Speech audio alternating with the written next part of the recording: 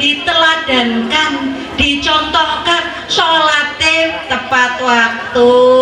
Bapak pergi ke masjid, eyang kakung pergi ke masjid, cucunya lihat, lama-lama cucunya ikut. Tapi kalau eyang kakungnya ngene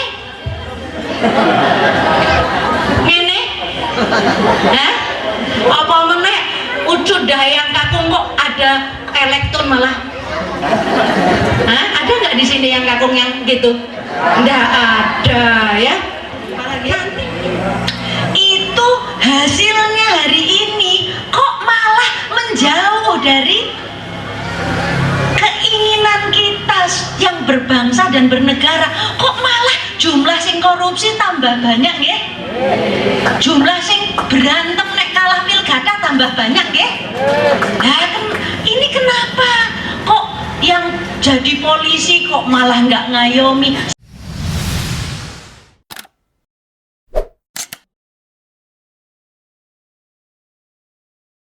Bismillahirrahmanirrahim. Assalamualaikum warahmatullahi wabarakatuh.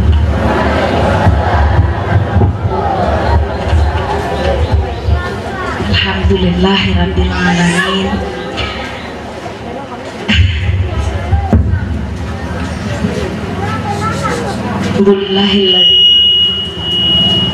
Alhamdulillahilladzi nahmaduhu wa nasta'inu wa nastaghfiruh wa na'udzu billahi min syururi anfusina wa min sayyiati a'malina may yahdihillahu fala mudilla lahu wa may yudlil fala hadiya lahu. Asyhadu an la ilaha illallah wa asyhadu anna Muhammadan abduhu wa rasuluh. Amma ba'du. Yang saya muliakan pamong ini sepuh yang ada di yayasan yang mulia ini, dan ayahanda Dr. Guru saya ini Dr. Azami Al-Ustadz Al-Mukarram Dr. Azami, dan juga Dr. Budi Pak Budi Mulyono ya, yang tadi yang menjadi sahabat kami menggagas program peduli ya dari Yayasan Al-Amanah. Bapak-bapak, ibu-ibu, Ustadz Yusuf ya, yang saya kenal, Mas Budi ya, siapa lagi nih Pak sejajaran Al-Amanah ya, yang dirahmati Allah. Bil khusus kepada para ibu ya, dan para ayah semua. Ini Neno Pirso ya. Ini kalu lidahnya karena namanya itu Titi Widoretno binti Warisman. Kedengarannya seperti orang Jawa. Namun kemampuan berbahasa Jawanya itu 0, jadi kalau ada yang di belakang, Allahu Akbar. Jadi yang saya nggih tadi lupa, enggak kelihatan disapa. Sekarang saya sapa di belakang ini anak-anak juga ya, adik-adik, tak jinjit-jinjit yang kurang ketok ya. Nah, untuk anak-anak yang Bunda cintai ya.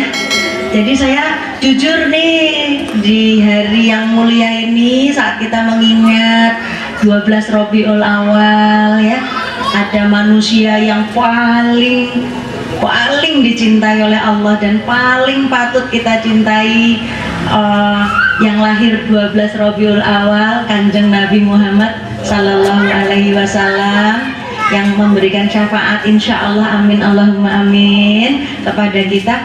Nah, di hari yang sangat menyenangkan ini ya, penuh barokah, diselenggarakan di Masjid Allah, mudah-mudahan masjidnya sejahtera ya. Saya harus jujur gitu, harus jujur. Yang pertama, saya bukan ustazah. Nah itu, saya ini cuma anaknya Pak Warisman. Iya, yang senengnya itu seneng sowan, ketemu sama ibu-ibu, bapak-bapak, mbah, yang kakung, yang ngomong cucu. Ya, kenapa kok ngomong cucunya? Karena anaknya pergi kerja. Ya, iya. Dulu capek sekali membesarkan anak untuk supaya jadi orang, terus cita-citanya napa nggih bisa punya pekerjaan, kalau bisa jadi sarjana alhamdulillah. Tapi di atas itu semua kan kepinginnya selamat sampai swarga nggih. Ngedidik anak pokoknya doa ya Allah, pokoknya anakku sampai neraka, ada nggak? Anak punya keturunan supaya nanti bisa melebu swarga rame-rame ya, karena surga itu luas sekali ya, nggak enak ditempatin sendiri ya, kesepian nanti. Tapi lantaran lupa, nah ini jadi tugasnya orang-orang yang suka seneng ketemu sama ibu sama bapak cuma nginget saja. Ini bukan ustazah, Quran saja nggak mengerti kok, hadis yo nggak mengerti. Tapi kalau soal bagaimana ibu bapak ya ngomong sama anak-anaknya supaya otaknya itu pintar, jangan pakai cara yang tidak dipakai sama Rasulullah, itu yang paling penting. Lah caranya itu ternyata dari hasil penelitian, kalau kita ngomong pendidikan di Indonesia, ini di Indonesia apa di Amerika nggih? Indonesia nggih? Oh Indonesia, alhamdulillah. Kalau ngomong pendidikan di Indonesia itu, kalau kata para ahli, sanes neno loh, kalau kata para ahli, ini pendidikannya menyedihkan.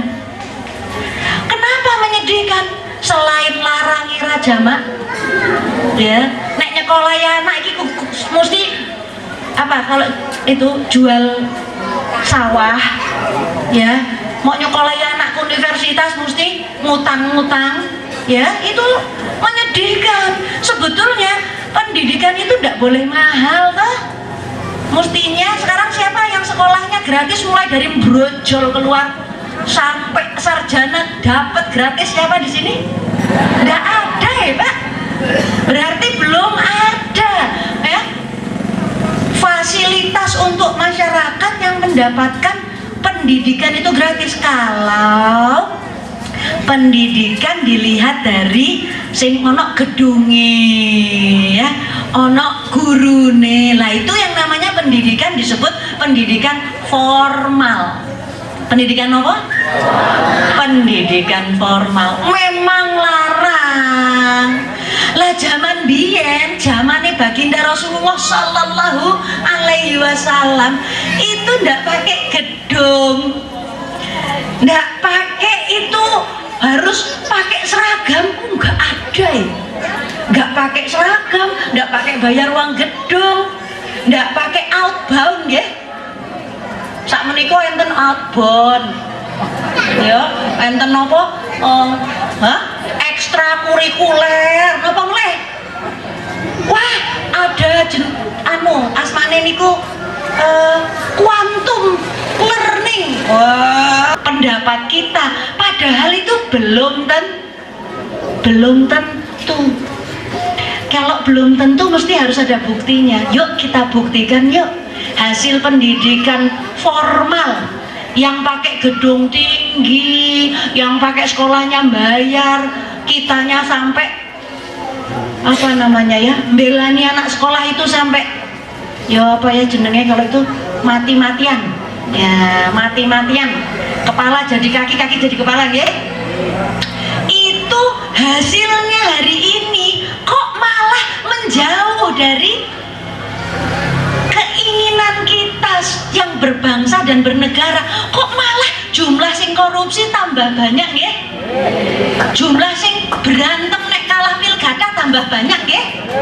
Nah, ini kenapa kok yang jadi polisi kok malah nggak ngayomi, sing jadi Pak Lurah kok malah ngentekno duweke masyarakat, kok malah mungut-mungut sing liar-liar. Iki napa nggih? Enten napa nggih? Lah katanya kan dunia pendidikan itu adalah ujung tombak peradaban. Betul? Betul Pak nggih? Pendidikan itu ujung tombak peradaban. Lah kok hasil pendidikannya kok seperti ini? Berarti ada yang salah. Kalau sudah jelas salah masih mau dianut apa enggak? Loh ya mestinya enggak toh. Wong hari ini anak-anak sing narkoba itu banyaknya tuh banyak ya. Anak sing kena pornografi, seks bebas, bergaul antara laki dan perempuan tidak ada batas, itu bukan hanya di Jakarta, Surabaya, tapi di pelosok-pelosok Kalimantan, Sulawesi, sampai pelosok pulau-pulau kecil-kecil. Kok sama? Kok anak perempuan pakai baju kok merepet-merepet itu? Semuanya. Kok semuanya seneng ya? Sekarang kok begitu? Apalagi ada HP ya. Siapa di sini yang gak ada HP? Dereng. Orang tuanya biasanya ndak punya HP, masih nyawa. Tapi anak sedoyo kepingin punya HP. Padahal HP itu belum tentu bermanfaat. Bahkan bisa ngelihat gambar-gambar nun sewu, gambar-gambar sing porno ya. Nah, ini ada yang salah mesti ini. Kok biayanya sudah besar, kok malah jadinya seperti ini secara merata.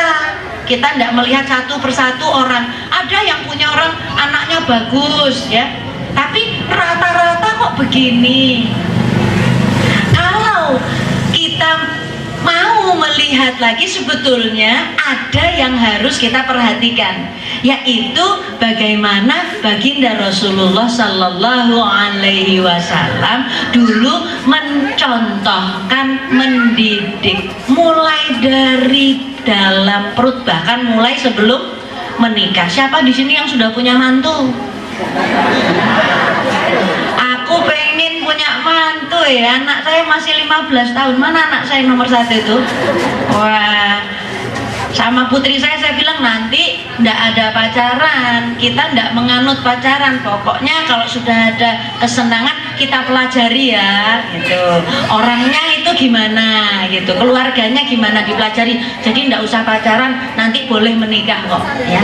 Nek 19 tahun udah mau menikah ya boleh gitu, sambil nanti sekolah ya boleh, yang penting siap jadi ibu ya. Karena jadi ibu itu, kalau jadi ibu mesti ngikuti baginda Rasulullah juga, jadi ayah mesti ngikuti Rasulullah juga. Coba di sini yang bisa membuktikan sama Neno, siapa yang pernah diceritani sama ustadz-ustadz sama ustazah, pernah baca buku bahwa Rasulullah itu mendidiknya itu dengan marah-marah? Siapa? Gak ada. Lah kok kita marah-marah terus sama anak kita? Iya, iya.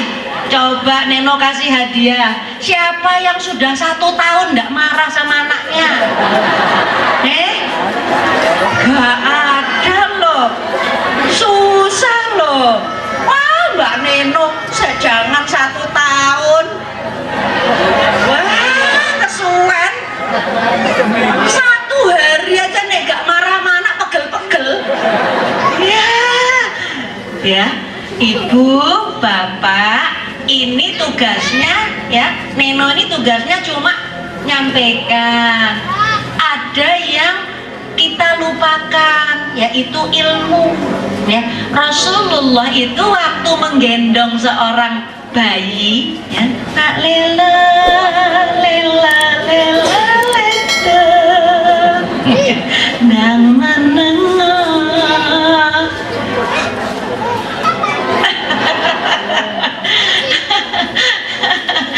Ya, waktu gudang-gudang gitu, anaknya itu pipis. Terus itu kan anaknya sahabatnya Nabi toh. Nah, sahabatnya itu nggak enak, anaknya diambil cepet direbut, saking nggak enak sama Rasulullah. Kok anaknya itu kok mengencingi bajunya Rasulullah, kan nggak enak ya. Nah, apa Rasulullah ngendikan apa? Waktu terjadi direbut seperti itu, nanti bisa dibuktikan secara ilmu bahwa yang dilakukan oleh baginda Rasulullah itu berbasis ilmu. Orang yang dikaruniai oleh Allah ilmu yang sempurna, nanti belakangan dikaji dikaji lewat penelitian yang panjang ya, panjang banget penelitiannya untuk hanya membuktikan bahwa semua perilaku Rasulullah itu berbasis ilmu. Jadi ketika anak tersebut direnggut, mesti anaknya kaget. Nek kaget, otaknya bagaimana sih? Otak anak kita kalau kaget, siapa yang tahu? Pernah ngelihat ke otak mboten? Belum pernah. Sopo sing pernah? Para peneliti itu. Dia itu meneliti kalau otak itu bagaimana sih? Dicoba sama anak bayi, ditaruh kabel-kabel ya di kepalanya bayi, terus bayinya itu peneliti itu telaten. Jadi kalau ada orang yang telaten tuh ya peneliti itu ya, ngincengi matahari 2 tahun, ngeliatin pohonan, terus perilakunya dilihatin, itu peneliti. Nah, peneliti otak anak itu melakukan penelitiannya begini, anaknya itu dirangsang, distimulir. Ini kalau ngomong PAUD ya, PAUD, TPA, nah ini urusan kita ini ya, ibu-ibu Aisyah ini mesti pinter ya, tapi ini basisnya. Coba kalau anak diusap, jangan diusap dulu, anaknya denger dangding ya.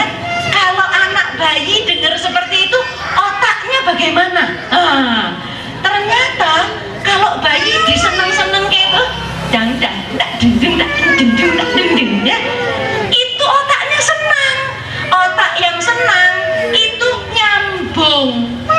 Biyen waktu lahir dikasih sama Allah titik-titik kecil di otak, ndak nyambung titiknya. Titiknya itu namanya sel neuron jenenge. Niku mboten nyambung. Mulanya kalau bayi ditanya,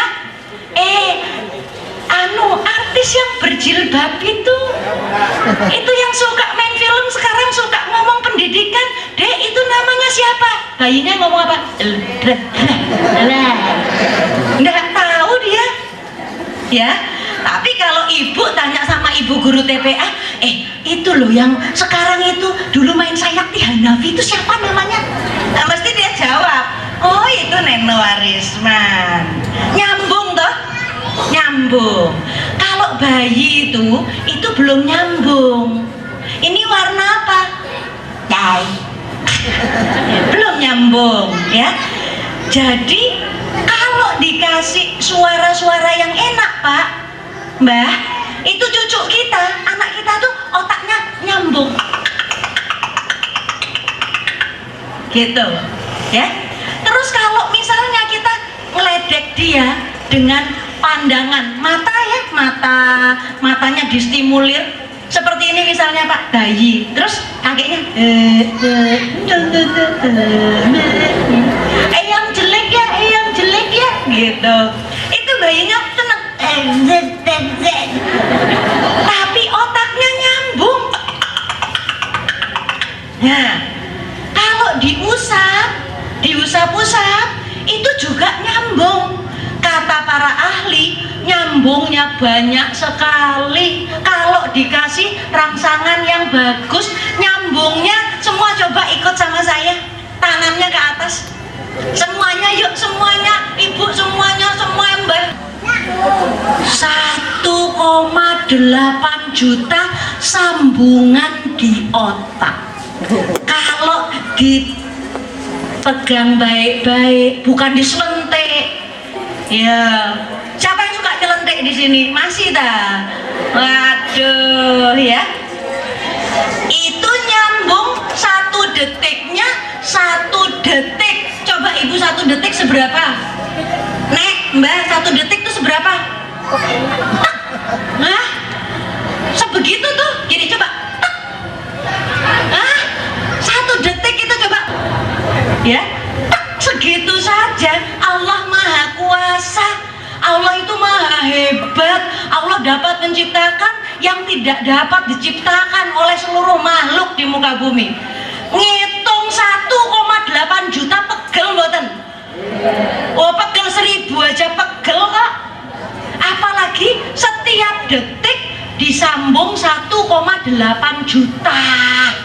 Niku sing jenenge bekel anake pinter, otake nyambunge banyak kathah nggih.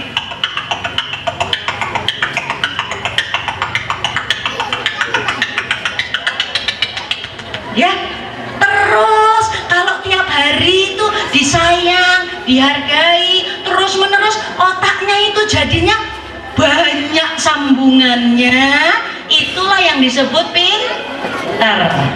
Sekarang Baginda Rasulullah kalau disentil seperti tadi itu, kalau diceplis, kalau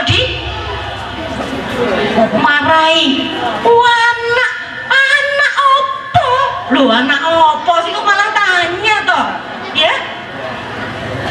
Kalau di sekolah nggak bikin PR, disetrap, angkat kaki, kan nggak boleh itu. Semua perilaku itu menjauh dari perilakunya Rasulullah. Dikasih tahu sama para peneliti, kalau kita begitu sama anak kita, otaknya anak kita itu seperti pohon yang kena petir. Pripun pohon yang kena petir? Bagaimana pohon kalau kena petir? Bagaimana Pak? Terbakar. Namanya hangus, terbakar. Jadi di kepala kita ini ada yang namanya otak. Kalau anak kita dari 0 sampai 7 tahun tiap hari cuma dimarahin, otaknya hangus. Kalau hangus bisa mikir enggak? Enggak bisa mikir. Dari penelitian yang paling akhir, ibu semuanya pegang dahinya semuanya. Sebetulnya ini lagi pegang apa ini? Ini namanya frontal lobus.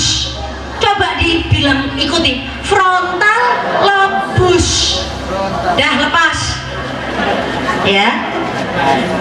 Di bagian depan otak inilah yang disebut menentukan mau ngambil narkoba apa enggak, mau sholat apa enggak sholat, mau berbuat baik apa berbuat jahat, ditentukan di bagian depan ini. Tingkat eksekusi namanya. Kalau dia itu banyak dimarahi, dipukul, terus diancam, itu dia tidak bisa menentukan besok kalau besar untuk menentukan yang baiknya gitu. Lah Rasulullahnya ndak marah-marah, ndak ngancem, kok malah kitanya suka marah-marah, ngancem, ngungkit-ngungkit. Nah, dah ya Bu ya, Mbah, oke? Janji mulai sekarang khususnya untuk anak 0-7 tahun tidak marah-marah lagi. Insya Allah tidak mukul lagi. Insya Allah, amin ya Allah ya Rabbal Alamin. Sekarang kalau nggak boleh mukul, nggak boleh kebit, nggak boleh ngancem, terus gimana caranya? Angkat semua tangannya, yuk angkat semua tangannya. Neno mau pamit, nggak boleh lama-lama ya. Ayo angkat tangannya semuanya, ayo semuanya. Yang goyang tangannya itu cepat, itu pinter. Coba semuanya goyang yang cepat, yuk tuh. Lalu bisa mendengarkan perintah Neno, lakukan semuanya cepat. Goyangkan tangannya, lalu taruh tangannya di dagunya semua, taruh dagunya semua. Mana dagunya? Dagunya ini kok ditaruh di sini? Kenapa?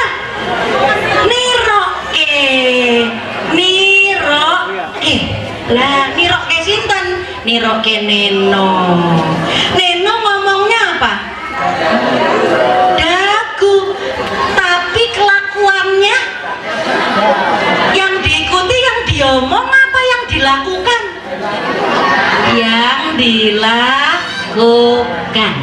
Kalau ndak boleh marah, ndak boleh mukul, berarti harus ada gantinya. Gantinya itu melakukan yang dilihat sama anak-anak langsung. Itu pelajaran terbaik. Ndak usah pakai teori. Nek ngajari anak, diteladankan, dicontohkan. Sholatnya tepat waktu. Bapak pergi ke masjid, yang kakung pergi ke masjid, cucunya lihat. Lama-lama cucunya ikut. Tapi kalau yang kakungnya ngene,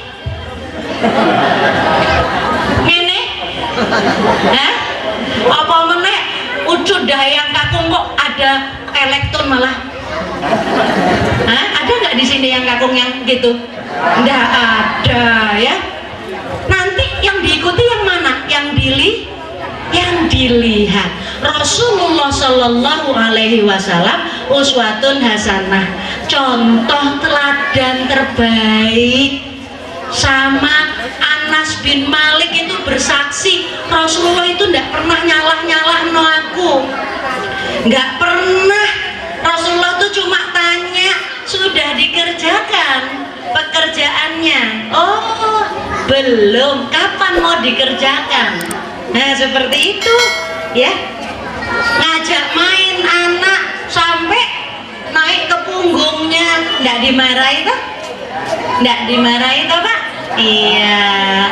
Jadi tidak usah dengan cara marah, tapi dengan cara mencontohkan ya. Dah, ini saya cukupkan ya Pak Budi, karena panitia bagaimana? Oh, satu cerita saja ini karena wong Jogja ya.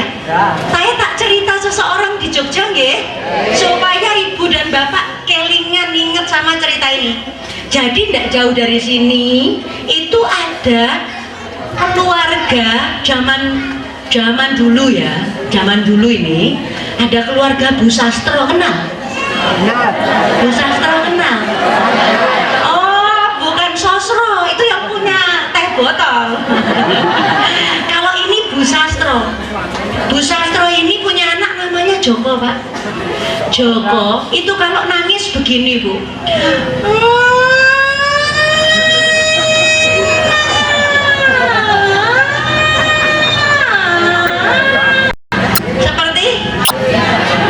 Seperti ambulans pinter ya.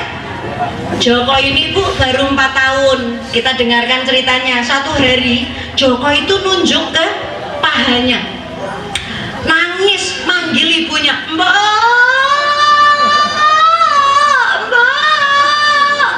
Ibu Sastro datang. Ono apa le?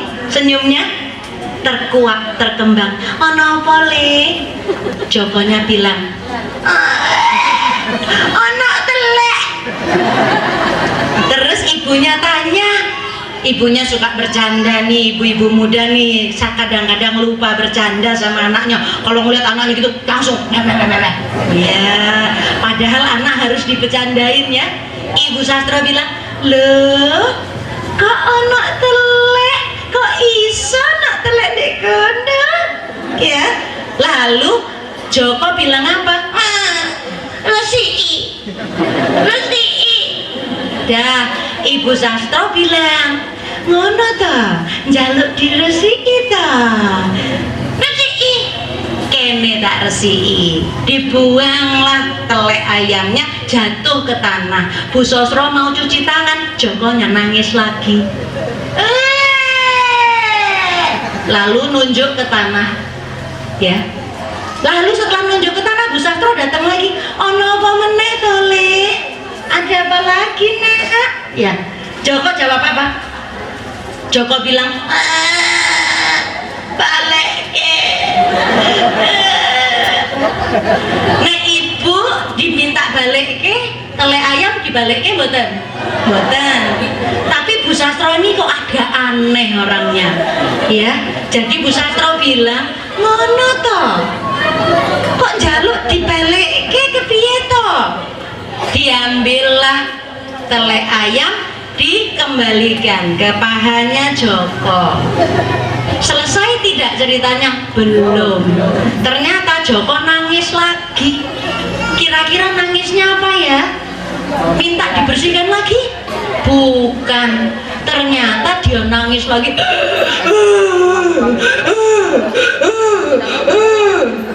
Ibunya tanya lagi, sudah agak kesal. Ini ngopo meneh tole? Lalu Joko bilang, olah bodoh, olah bodoh. Tele ayamnya sampun dibersihkan, ternyata katanya tidak sama. Kalau punya anak begini kesel enggak? Wah, bukan kesel lagi. Waduh, bukan kesel lagi. Tapi Bu Sastro ini aneh. Jadi apa yang dilakukan Bu Sastro? Ini akhir ujung dari apa yang ingin saya sampaikan ya. Bu Sastro ngendikan begini sambil nangis, kesel deh anaknya, diusap punggung anaknya ya, kepalanya diusap sampai punggungnya. Walah lele, mugi-mugi sesok gede kowe dadi jenderal ya le. Wong bocah cilik kok senenge ngongkon-ngongkon kaya jenderal ya.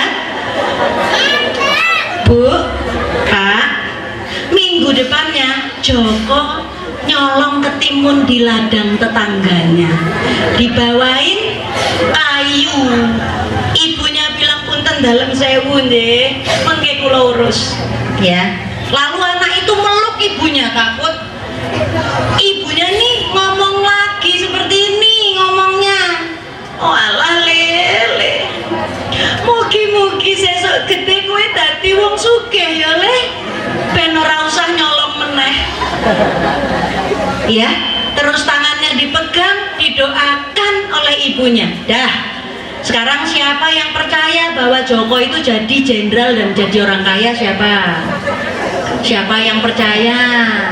Angkat tangan siapa yang percaya. 1, 2, 3, 4, 5, 6, 7, 8, 9, 10, 11, 12. Dalam sholatnya sebetulnya ini lagi pegang apa ini? Ini namanya frontal lobus. Coba dibilang, ikuti, frontal lobus. Dah lepas ya. Di bagian depan otak inilah yang disebut menentukan mau ngambil narkoba apa enggak, mau sholat apa enggak sholat, mau berbuat baik apa berbuat jahat, ditentukan di bagian depan ini. Tingkat eksekusi namanya. Kalau dia itu banyak dimarahi, dipukul, terus diancam, itu dia tidak bisa menentukan besok kalau besar untuk menentukan yang baiknya gitu. Lah Rasulullahnya ndak marah-marah, ndak ngancem, kok malah kitanya suka marah-marah, ngancem, ngungkit-ngungkit. Nah, dah ya Bu ya, Mbah, oke? Janji mulai sekarang khususnya untuk anak 0-7 tahun tidak marah-marah lagi. Insya Allah tidak mukul lagi. Insya Allah, amin ya Allah ya Rabbal Alamin. Sekarang kalau tidak boleh mukul, tidak boleh nyubit, tidak boleh ngancem, terus gimana caranya? Angkat semua tangannya, yuk angkat semua tangannya. Neno mau pamit, tidak boleh lama-lama ya. Ayo angkat tangannya semuanya, ayo semuanya. Yang goyang tangannya itu cepat, itu pinter. Coba semuanya goyang yang cepat. Tuh, yuk, tuh.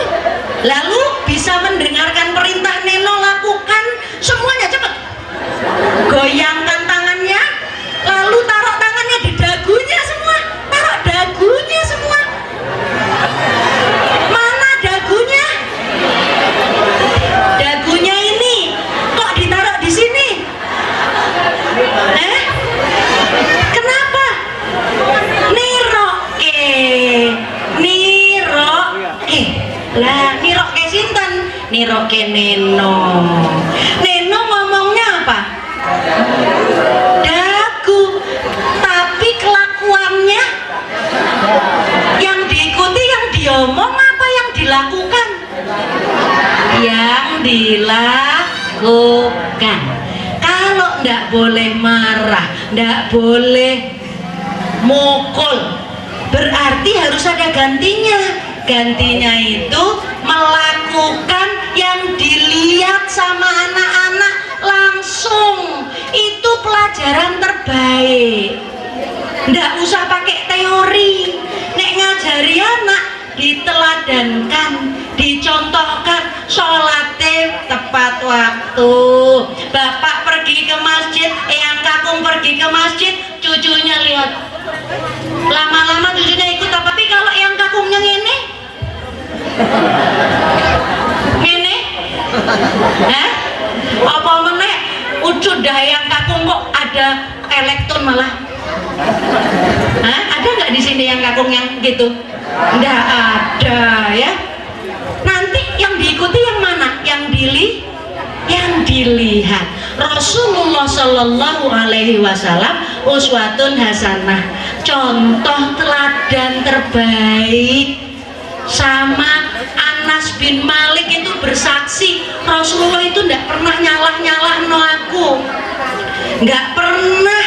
Rasulullah tuh cuma tanya, sudah dikerjakan pekerjaannya? Oh belum, kapan mau dikerjakan?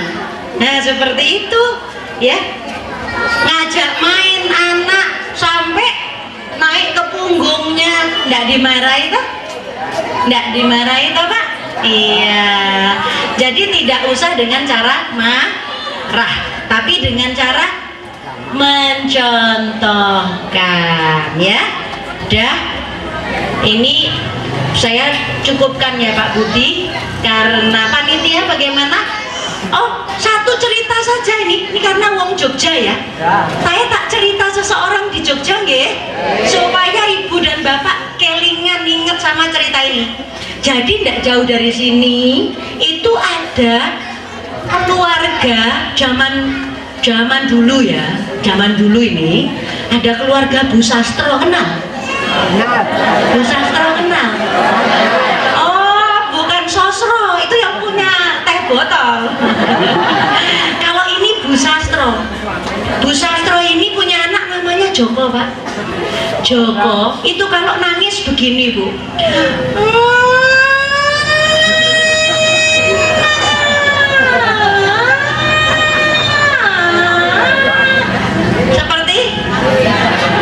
Seperti ambulans pinter ya.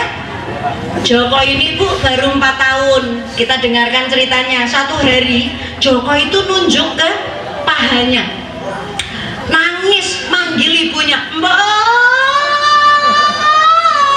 Mbak. Ibu Sastro datang. Ono apa le? Senyumnya terkuak, terkembang. Ono apa le? Jokonya bilang, anak telek. Terus ibunya tanya, ibunya suka bercanda nih, ibu-ibu muda nih kadang-kadang lupa bercanda sama anaknya. Kalau ngeliat anaknya gitu langsung ya, padahal anak harus dibercandain ya. Ibu Sastro bilang, loh kok anak telek, kok iso anak telek dek kono ya. Lalu Joko bilang apa? Resiki. Dah, Ibu Sastro bilang, ngono ta, njaluk diresiki ta. Resiki. Kene tak resiki. Dibuanglah telek ayamnya, jatuh ke tanah. Bu Sastro mau cuci tangan, Jokonya nangis lagi. Lalu nunjuk ke tanah. Ya. Lalu setelah nunjuk ke tanah, Bu Sastro datang lagi. Ono apa meneh to, Le? Ada apa lagi, Nak? Ya. Joko jawab apa? Joko bilang, balik ke. Nah, ibu diminta balik ke, telek ayam dibalik ke mboten? Mboten. Tapi Bu Sastro ini kok agak aneh orangnya. Ya. Jadi Bu Sastro bilang, ngono to? Kok njaluk dibalikke kepiye to? Diambillah tele ayam, dikembalikan ke pahanya Joko. Selesai tidak ceritanya? Belum. Ternyata Joko nangis lagi. Kira-kira nangisnya apa ya? Minta dibersihkan lagi? Bukan. Ternyata dia nangis lagi.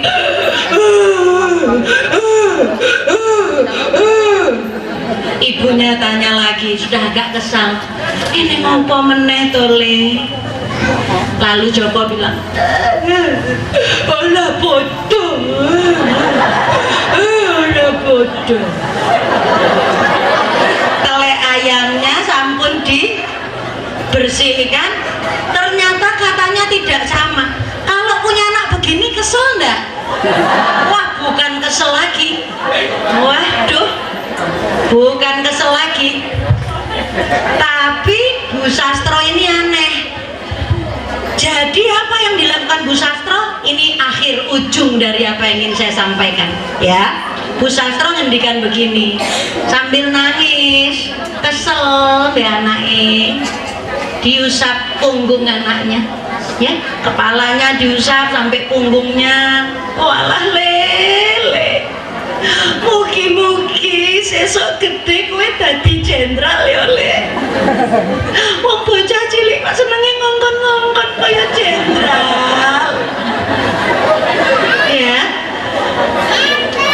Bu, Pak, minggu depannya Joko nyolong ketimun di ladang tetangganya, dibawain kayu. Ibunya bilang punten dalem sewu nggih, mengke kula urus, ya. Lalu anak itu meluk ibunya, takut ibunya nih ngomong lagi seperti ini ngomongnya. Oh alah lele, mugi-mugi sesuk gede kowe dadi wong sugih ya Le, ben ora usah nyolong meneh. Ya, terus tangannya dipegang, didoakan oleh ibunya. Dah. Sekarang siapa yang percaya bahwa Joko itu jadi jenderal dan jadi orang kaya? Siapa? Siapa yang percaya?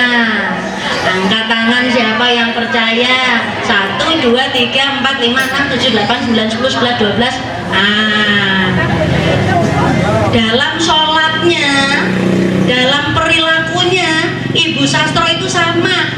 Sholatnya berdoa, perilakunya juga dalam doa. Itu yang menyebabkan Joko hari ini ya jadi jenderal.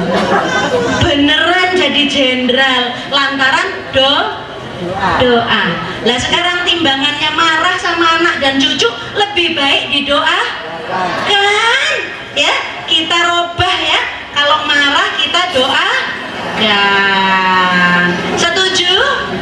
Setuju. Alhamdulillahirabbil alamin. Mudah-mudahan cerita ini walaupun singkat tetapi memberikan semangat kepada semua mbah, ibu, bapak dan calon ibu, calon bapak untuk berlaku santun, patut, penuh penghargaan kepada anak kita.